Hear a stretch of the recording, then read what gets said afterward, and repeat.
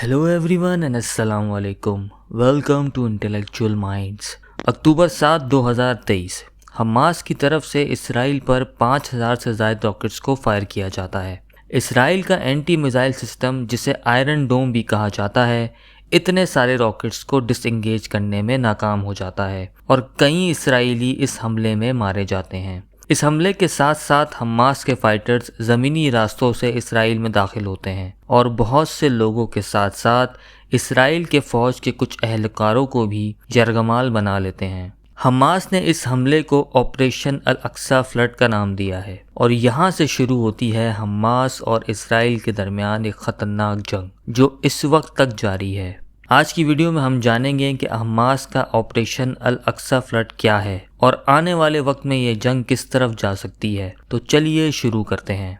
Israel और Hamas के दरमियान की इस जंग की टाइमिंग बहुत अहम है। इस वक्त रशिया और यूक्रेन के जंगी तनाज़े और अमेरिका और चाइना के दरमियान बढ़ती हुई तलखियों के पेश नज़र दुनिया में जियोपॉलिटिकल टेंशन्स ऑलरेडी बहुत हाई हैं। Stockholm international peace research institute के एनालिस्ट के मुताबिक दुनिया इस वक्त इंसानी तारीख के ख़तरनाक तरीन दौर से गुजर रही है, जिसमें दुनिया की बड़ी ताकतों के पास न्यूक्लियर वॉरहेड्स की तादाद 12,000 से तजावुज़ कर चुकी है। वैसे तो इसराइल और फ़लस्तीन के तनाज़े की तारीख काफ़ी तवील है, जिसमें फ़लस्तीन के इलाके गज़ा और वेस्ट बैंक को लेकर दोनों मुल्कों में काफ़ी लड़ाई, झड़पें और जंगें हुई, जिसमें इसराइल ने अपनी ताकत के ज़रिए काफ़ी फ़लस्तीनियों को शहीद किया। मगर इस तनाज़े में तेज़ी दिसंबर 2022 के बाद आई, जब इसराइल के प्राइम मिनिस्टर बेंजामिन नेतन्याहू ने इलेक्शन जीतकर इसराइल की सबसे राइट विंग यानी कि कंजर्वेटिव सोच रखने वाले लोगों पर मुश्तमिल जमात पर मबनी एक हुकूमत बनाई।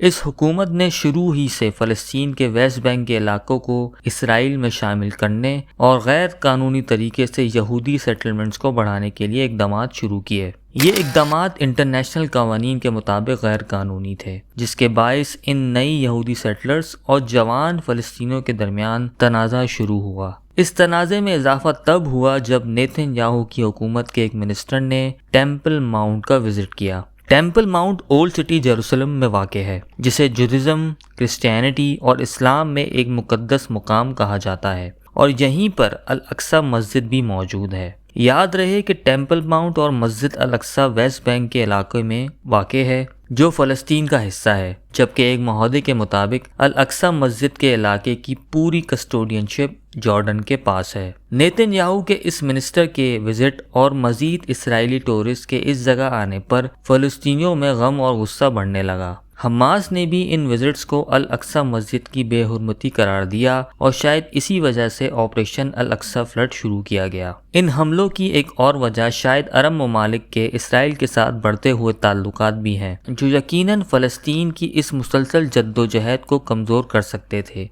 इसराइल ने इन हमले के जवाब में एक फुल फ्लैज जंग का आगाज़ कर दिया है, जिसमें हज़ारों बेगुनाह फ़लस्तीनियों को शहीद किया जा चुका है, जिसमें मासूम बच्चे और औरतें भी शामिल हैं। मगर सवाल ये पैदा होता है कि जंग अब किस तरफ जा रही है। अगर बात करें हमास की, तो सबसे पहले हिजबुल्लाह ग्रुप ऑलरेडी इसराइल के साथ उसके नॉर्दर्न हिस्से में जंग शुरू कर चुका है। इम्कानात ये हैं कि आने वाले वक्त में ये जंग मज़ीद बढ़ सकती है। इंटरनेशनल मीडिया हिजबुल्लाह को ईरान से लिंक करता है और उनका ये मानना है कि हिजबुल्लाह और हमास को ईरान की मुकम्मल हिमायत हासिल है। इसराइल के लिए एक अंदरूनी खतरा भी मौजूद है, जिसे लायंस डैन ग्रुप भी कहा जाता है। ये ग्रुप असले से लेस जवान फ़लस्तीनियों पर मुश्तमिल है और किसी भी वक्त इसराइल की फोर्सेस के साथ भिड़ सकता है। जहाँ तक बात है इसराइल की, तो तकरीबन तमाम मगरबी ममालिक ने इसराइल की सपोर्ट का ऐलान किया है। उनमें सहरे फहरिस्त अमेरिका के जो बाइडन हैं, जिन्होंने न सिर्फ हथियार बल्कि उसके साथ साथ 2 सबसे जदीद एयरक्राफ्ट कैरियर्स भी इसराइल की मदद के लिए ईस्टर्न मेडिटेरियन सी में पहुंचा दिए हैं। मगर हैरानगी की बात यह है कि अगर हमास से ही जंग लड़नी है और गजा के मासूम लोगों पर बम गिराने हैं, तो इसके लिए तो इसराइल के पास काफी फौजी ताकत मौजूद है। तो फिर प्लान क्या है? इसराइल के प्राइम मिनिस्टर नेतन्याहू ने बड़ी चालाकी से अमेरिका को इस जंग का हिस्सा बना दिया है,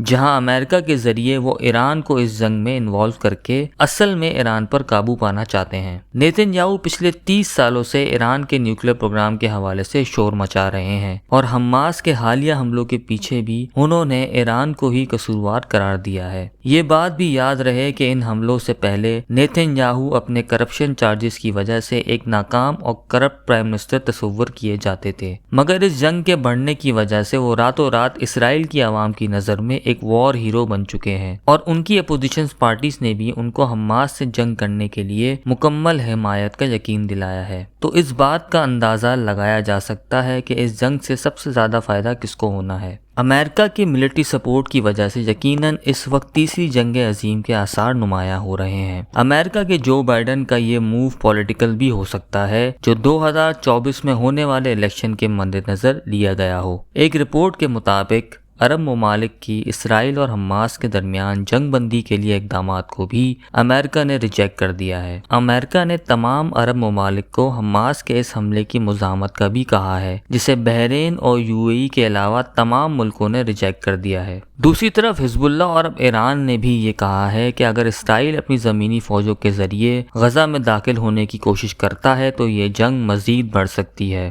اسرائیل کے زمینی حملے میں اس وقت سب سے بڑی رکاوٹ وہ اسرائیلی قیدی ہیں جو اس وقت حماس کے قبضے میں ہیں۔ غزہ پر زمینی حملے کے لیے اسرائیل کو ویسٹرن طاقتوں خصوصاً امریکہ کی رضامندی چاہیے ہوگی، کیونکہ اس حملے سے اس جنگ کے بڑھنے کے امکانات بہت واضح ہیں۔ اسرائیل اس وقت کسی طرح ان حملوں میں ایران کی انوالومنٹ کو ثابت کرنا چاہتا ہے تاکہ امریکہ کے ذریعے ایران پر دباؤ ڈال کے اسرائیلی قیدیوں کو حماس سے چھڑایا جا سکے۔ اگر یہ بات ثابت ہوتی ہے تو یقیناً ایران اور اسرائیل کے درمیان یہ جنگ مزید بڑھ سکتی ہے، جس میں امریکہ کی انوالومنٹ اس آگ کو پورے مڈل ایسٹ تک پھیلا سکتی ہے۔ انٹرنیشنل میڈیا اس وقت پوری طرح سے حماس کو اس جنگ کا ذمہ دار قرار دے رہا ہے اور جھوٹ اور فریب پر مبنی قصے کہانیوں کو پھیلا رہا ہے، پر حقیقت اس سے مختلف ہے۔